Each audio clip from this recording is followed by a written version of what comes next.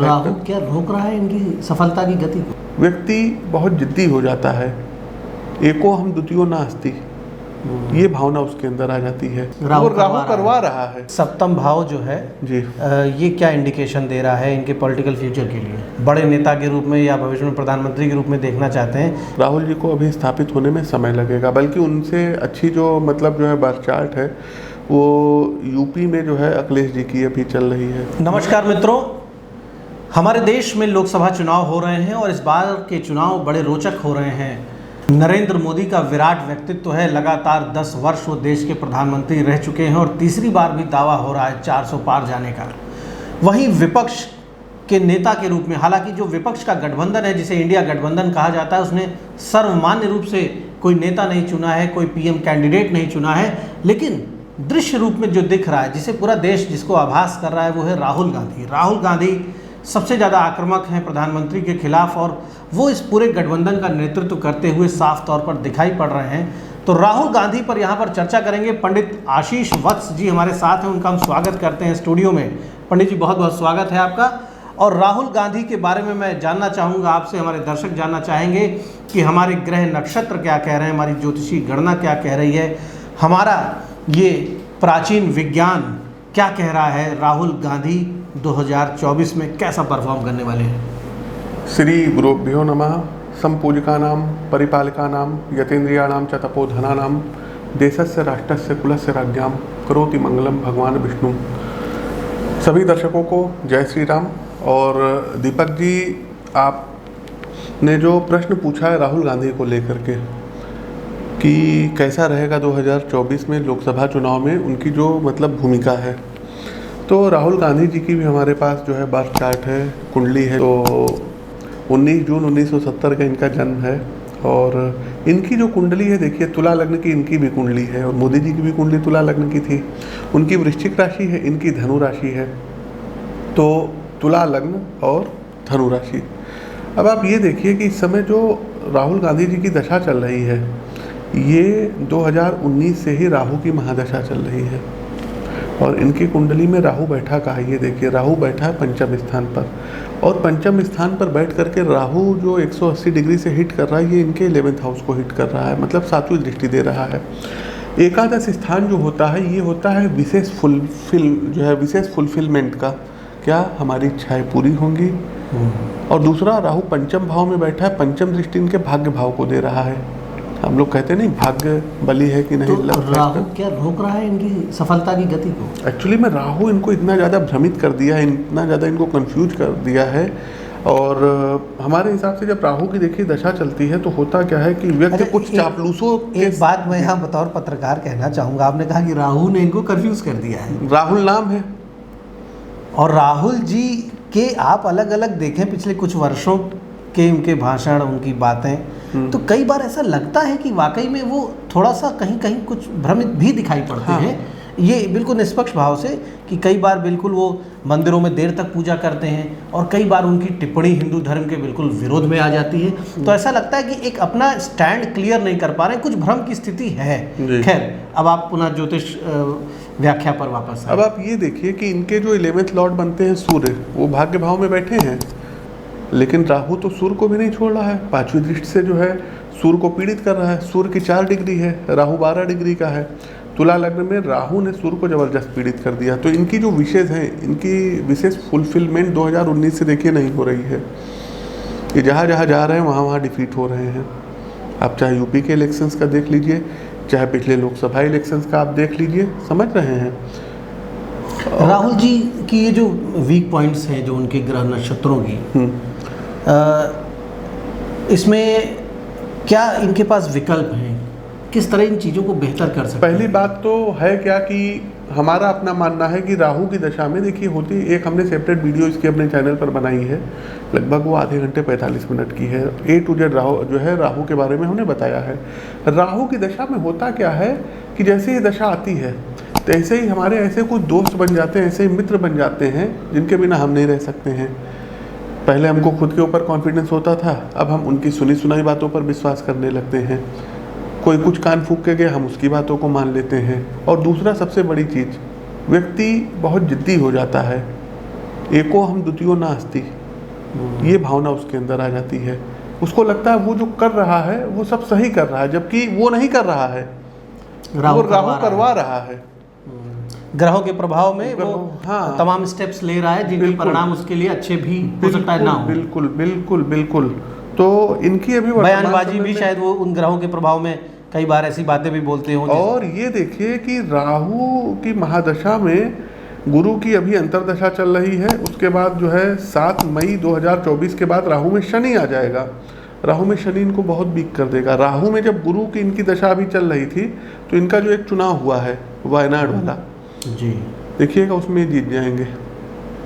लेकिन जो ये अभी राहु में शनि का प्रभाव है, इसमें इनको एक्स्ट्रा मेहनत करनी पड़ेगी। वायनाड के बारे में आपने बता दिया तो मेरे मन से रायबरेली की भी चर्चा अभी बताते हैं। रायबरेली से भी नामांकन कर चुके हैं। अच्छा, वायनाड के बारे में आप तो बता दे रहे हैं कि वहाँ जीत रहे हैं, अब रायबरेली तो अपने आप वायनाड के साथ जुड़ गया, तो ये प्रश्न खड़ा हो गया। बताओ, पत्रकार मुझसे रहा नहीं जा रहा है। हाँ, मैं आपको ये तकलीफ दूंगा कि रायबरेली के बारे में। दूसरा, 7 मई के बाद इनकी राहु की महादशा में शनि की अंतरदशा प्रारंभ हो जाएगी। अच्छा, शनि क्या है इनकी कुंडली में?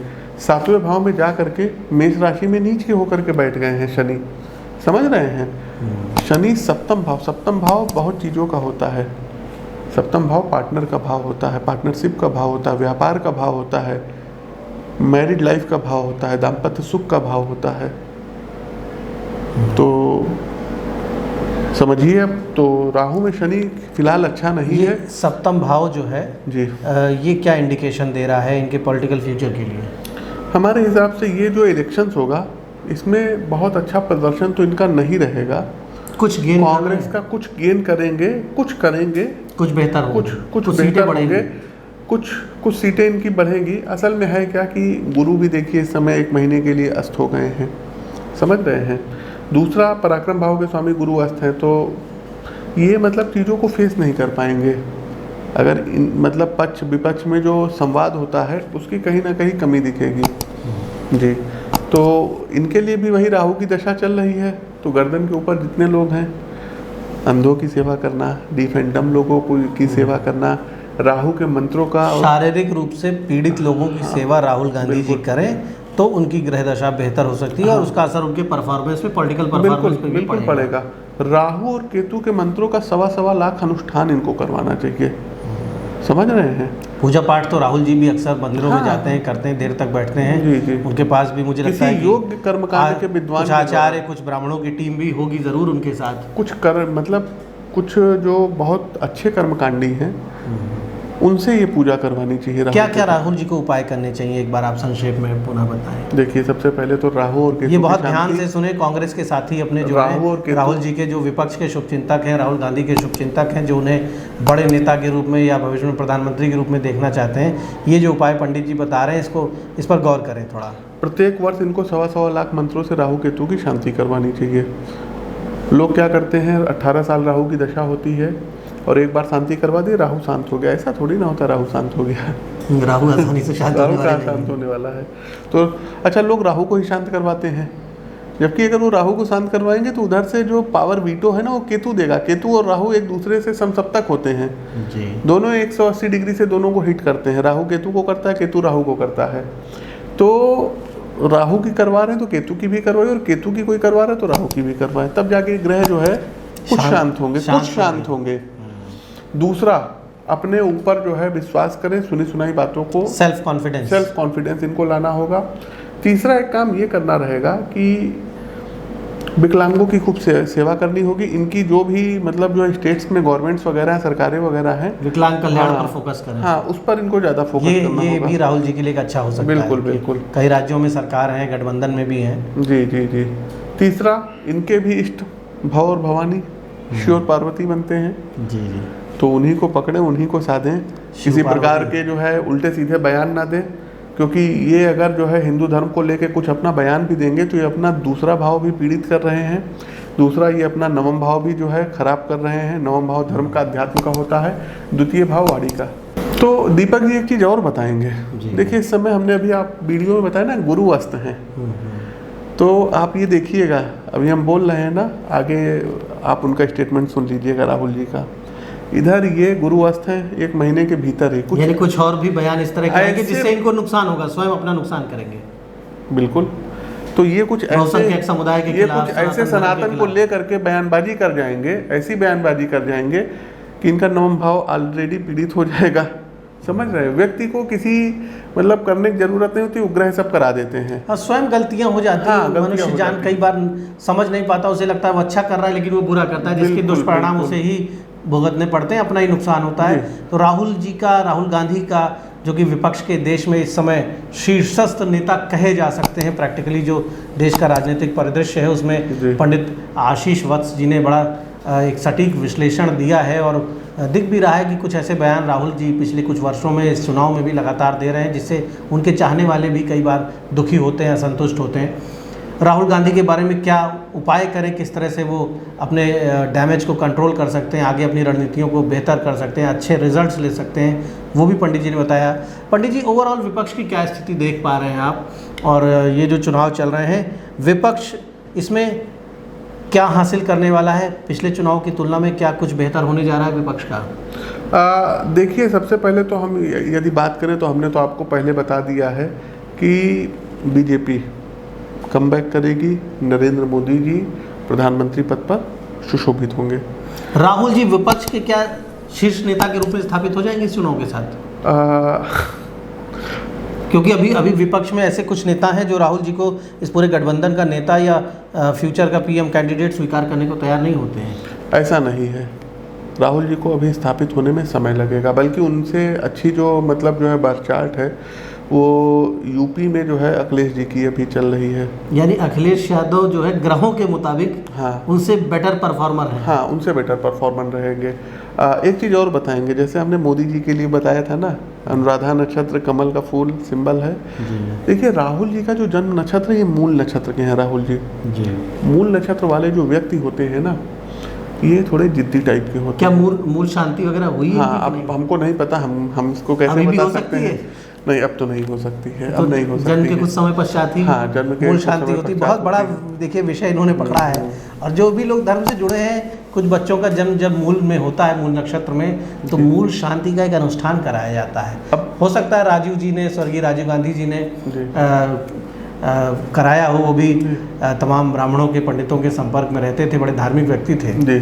तो राहुल के लिए जो इनके नक्षत्र के हिसाब से जो मतलब ट्री बनता है, पौधा जिसको बोलते हैं जी, तो शाल का जो वृक्ष होता है मूल नक्षत्र का, उस पर प्रभाव होता है। तो जो इनके जो स्टेट्स हैं वहाँ पर साल के वृक्ष वगैरह को थोड़ा सा प्रोत्साहन दें, साल का प्लांटेशन कराएं। दूसरा कि अपने घर के नॉर्थ वेस्ट डायरेक्शन में एक बढ़िया साल वृक्ष की सीनरी वगैरह लगा करके रखें, सिंबल के साथ पार्टी के। ये बड़ा इंपॉर्टेंट टिप्स आप बता रहे हैं राहुल गांधी जी के लिए। अब टिप्स फॉलो करते हैं नहीं करते हमको नहीं पता, लेकिन जैसे हमने उनको बताया वैसे कोई ये ना कहे कि पंडित जी अनबायस्ड विचार है। जो ऐसी जो राहुल गांधी की जिस प्रकार की ग्रह दशाएं हैं, उस प्रकार की ग्रह दशा जिसकी भी हो उसके लिए ये विचार है। चाहे अब राहु की दशा किसी की चल रही होगी, कोई जनरली ये उपाय कर लेगा तो उसको बेनिफिट मिलेगा। किसी का मूल नक्षत्र होगा, उस साल जो है साल का वृक्ष लगाएगा, उसको बेनिफिट होगा। तो दीपक जी ये प्रयोग कर सकते हैं। बाकी ये जो चुनाव रहेगा ये विपक्ष के लिए बहुत चुनौती भरा रहेगा, बहुत टफ रहने वाला है चुनाव, और बीजेपी के लिए चुनाव अच्छा रहेगा एक प्रकार से। तो हम धन्यवाद देंगे पंडित आशीष वत्स को। और विपक्ष के लिए कैसा रहने वाला है 2024 का महासमर?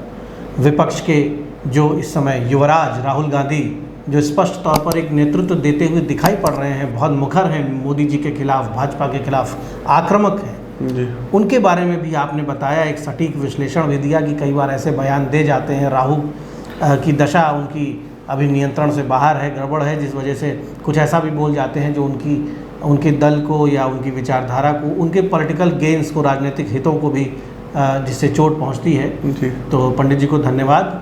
अरे धन्यवाद। फिर किसी विषय पर, किसी व्यक्तित्व के बारे में, या जो हमारा प्राचीन ज्ञान है ये ज्योतिष का, इसको समाज से जोड़कर हम ज़रूर कुछ ऐसा निष्कर्ष, ऐसा विश्लेषण देने का प्रयास करेंगे जिससे हमारे दर्शकों को बहुत लाभ होगा, देश की राजनीति के बारे में, समाज की गति को जानने और समझने का मौका मिलेगा। धन्यवाद। नमस्कार, जय श्री राम।